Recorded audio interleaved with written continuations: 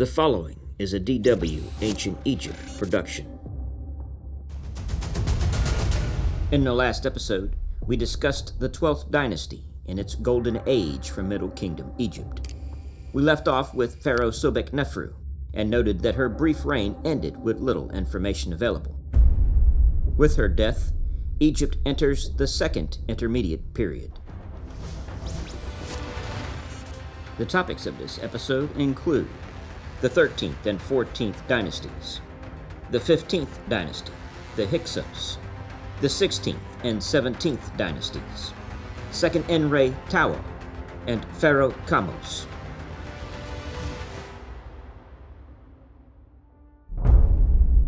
With the first intermediate period, the root causes of decline were uncertain.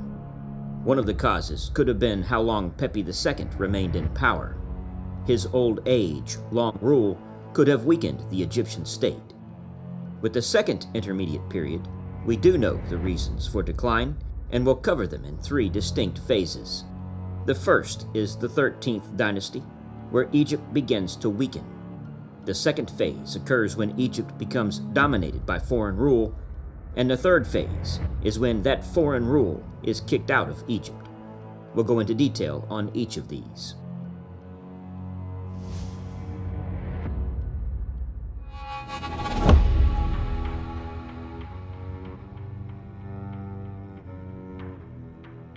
The transition to the 13th dynasty, around 1802 BC, seems to have been a smooth one, as they continued to rule from an area just south of Memphis. This dynasty is considered a lost dynasty. We have the names of 10 kings who are listed for the dynasty that lasted about 150 years, but little else, other than a few small pyramids at Dashur and 4 small pyramids at Saqqara. This 13th dynasty held control over both Upper and Lower Egypt until about the end of the dynasty, when the Eastern Delta and Lower Egypt broke away. They did so under their own petty kings and established the obscure 14th dynasty, made up of a local Canaanite population. They would rule the Eastern Delta from around 1705 to around 1690 BC. The Delta is named by the Greeks when they arrived in Egypt from the north, traveling across the Mediterranean, and observed this marshy land that was shaped like a triangle. The triangle is the Greek letter delta, so they called it the Delta. There is little tangible record for this Delta dynasty because the area is so moist. There is water everywhere, and it is very difficult to excavate. Picture trying to dig in the swamp. It is almost impossible.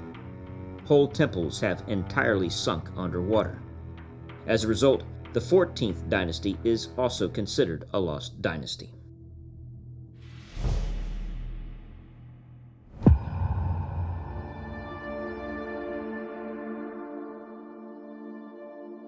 It appears a prolonged famine struck the Delta region, which may have been the cause for the weakened state of both kingdoms. It is at this time that the Hyksos began to assume control in the Delta regions. These Semitic immigrants had been steadily entering Egypt for some time, as noted in the last episode. Their history is vague due to their illiteracy, and most information about them is negative as it comes from native Egyptians who hated foreign rule. The Hyksos established the 15th dynasty and appeared to take Avaris from the 14th dynasty as their capital. Because of the Delta conditions, little remains of the temples and fortifications. The problem with tracing the Hyksos in the historical record is that only victories were recorded in ancient Egyptian chronicles. Defeats and negative press went unrecorded. They did not have the same sense of history that we do, meaning they did not record events for the sake of history, for keeping the historical record straight. Appropriately for a people associated with the desert, they chose as their main deity the god Seth, the deity of the desert wasteland. Seth was looked upon by the Egyptians as the evil god who hacked up the good god Osiris. But for some reason, which is unclear, he is eventually worshipped by later pharaohs who consider him changed in some way. Seth was considered kind of like the devil and appropriately worshipped by these foreigners, whom the native Egyptians hated. Seth was represented by an animal called the Seth animal because there is really nothing like it. Speaking of the devil, interestingly, this animal has a forked tail. This animal has the head that looks almost like a goat with the horns like a ram going in the opposite direction, going towards its back. The body is more like a feline or canine. It's very strange that this animal is so prominent in Egyptian mythology and really how it was adopted by these Hyksos. The Hyksos also introduced their own foreign gods from their Phoenician homelands, such as the mother goddess Astarte and the storm and war god Resheph.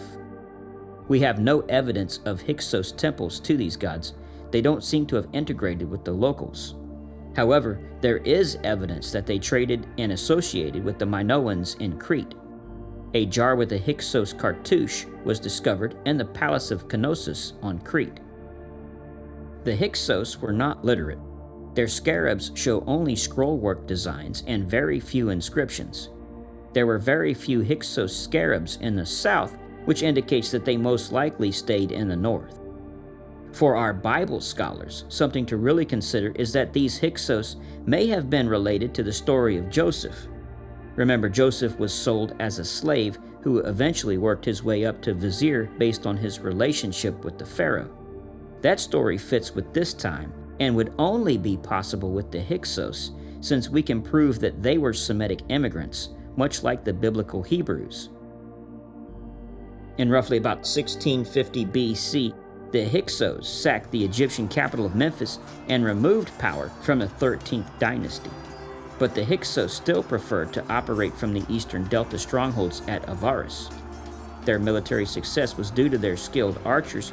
They also introduced the horse and chariot to warfare, giving them a huge tactical advantage. The Egyptians would utilize both of these innovations during the conquests of the New Kingdom.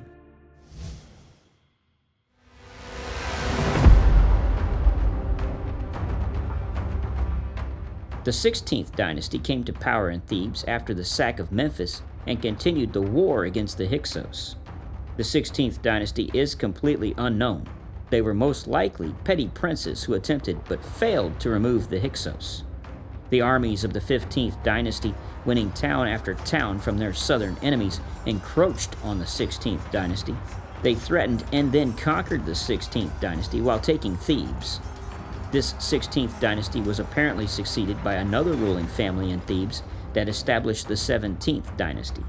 These rulers started out at peace with the Hyksos and ruled an area from the Elephantine to Abydos. In spite of the scarce resources available to them, the 17th dynasty largely succeeded in preserving the culture of the Middle Kingdom.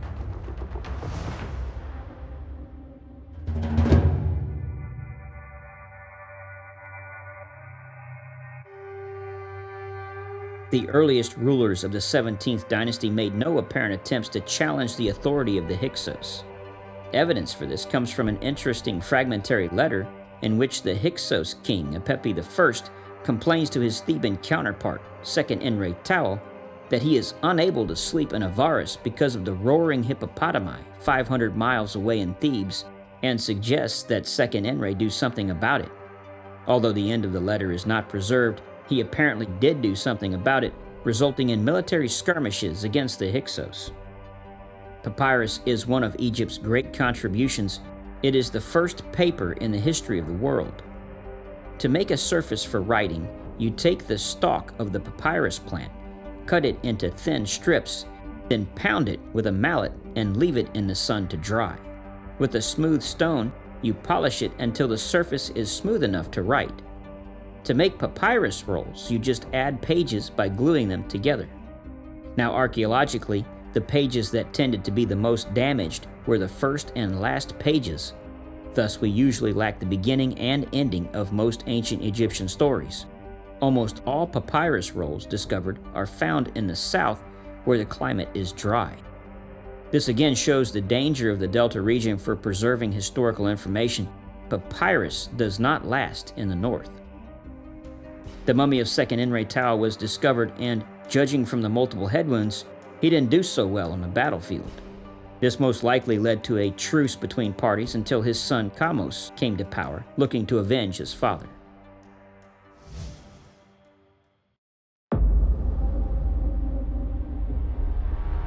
The official account of Kamose's campaign is preserved on 2 stelae at Karnak. These outline the current situation in Egypt. The country was nominally at peace, with Kamose holding the middle areas, the Hyksos controlling the north, and the princes of Kush controlling the land south of the Elephantine. Surprisingly, the court did not wish to upset the balance of power when Kamose proposed another military engagement against the Hyksos. The king was determined to have his way, and the military was called into action. According to the stele, Kamose had some success by virtue of the element of surprise, because the Hyksos had not expected to be outright attacked.